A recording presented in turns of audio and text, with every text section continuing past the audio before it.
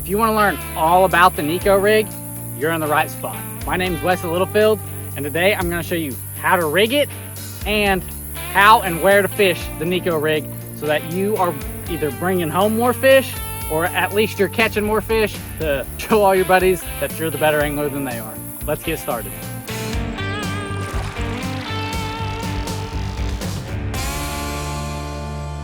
The Neko Rig is a rig that I really like to fish when I'm tired of waiting on my Wacky rig to sink in deeper water. And usually I'm talking like, you know, I fish a Wacky rig anywhere from shallow, like inches to 5, maybe 7 foot. But once it hits about that 7 foot, it just seems like it takes so long to get to the bottom. And that's where the Neko Rig comes in. So that's what we're gonna talk about and discuss a little bit today.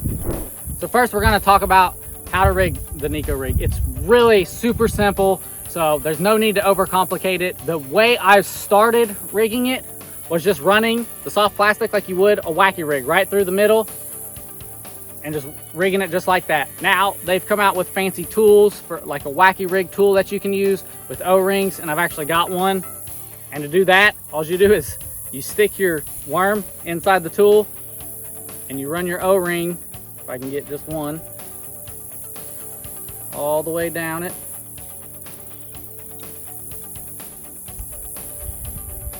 Just like so. And now, instead of running through the plastic, you just run in between the O-ring and your plastic worm, and it sets just like that. Now, why this is a little bit better, number one, it gives it a little bit better action. And number two, you're not ripping that plastic, where I tend to rip a lot of plastics when I run it through the worm. So that's why an O-ring is so critical and why I have started using them, because I was tired of spending money on a bunch of plastics. So next, the final tip on rigging it really, or the final way, is you're gonna take a nail weight. Hopefully you can see that in the camera. But a nail weight, and you're gonna run it into the worm, like so. And it's in the worm. And that's it. Now, if you're cheap or you just don't want to go buy nail weights, I have actually used just like little finishing nails, or maybe a little bit heavier than a finishing nail, a little bit bigger. I don't remember what gauge nail it was, but you can use nails as your weight. It works. They're usually not as heavy as like a lead weight, which is why people don't tend to use them as often. But if you're in a pinch or you don't want to spend that kind of money, use a nail.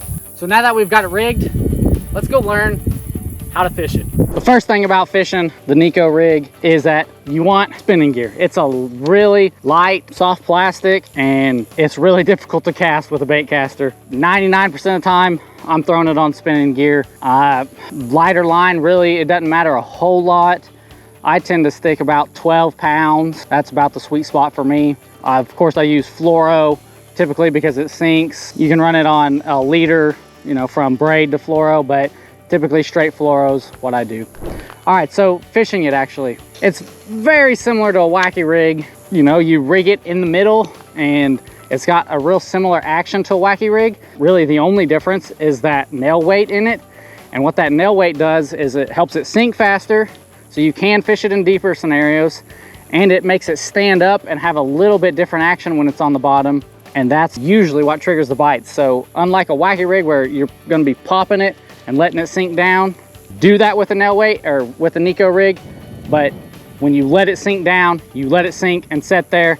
And even on the bottom, you can pop it and wiggle it just a little bit. So we're gonna cast it out, let it sink. And you know when it's on the bottom, when your line goes slack, just like any other sinking bait that you're gonna throw it out, let it sink. Once you see that line go slack, that's when you know it's on the bottom. The Neko Rig isn't ideal for windy days.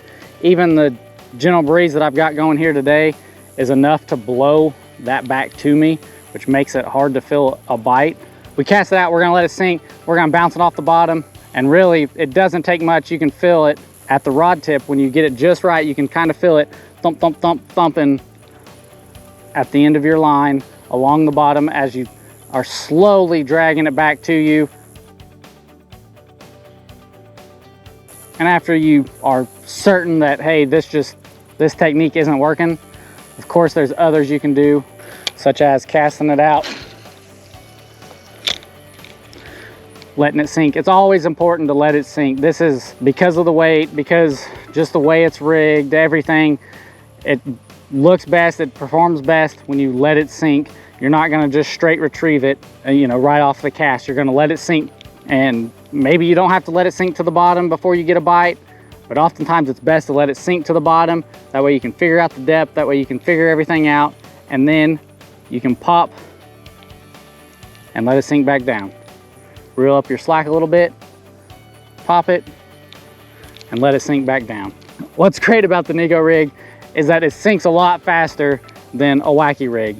So instead of having to wait around on it to sink to the bottom, you can get it sinking a lot faster because of that weight. Now you can adjust the speed of the fall rate, the sink, you know, how fast it sinks.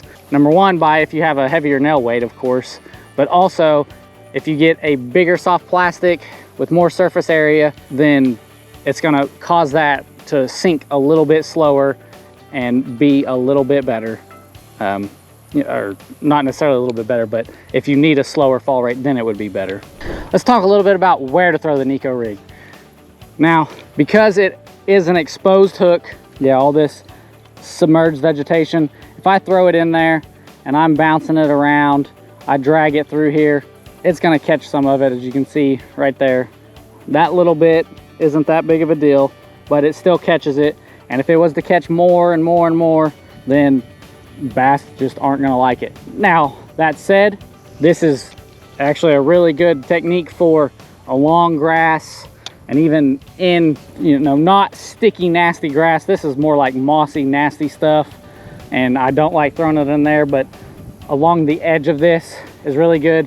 One thing that is not good, of course, is brush piles. I'll throw it up along the edge of a brush pile, but as far as actually throwing it into the brush pile like I would a jig or something else, I really wouldn't, because I don't want it to get hung up.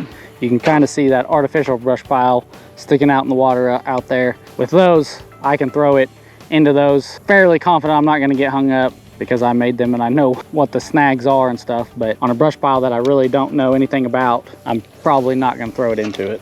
The Neko Rig is really good along rock and that thing, because that weight will sink to the bottom and click and clack along the rocky bottom, and so you get an extra added sound to it that sounds maybe like a crawfish walking along the bottom, or, you know, trying to dig something up looking for food.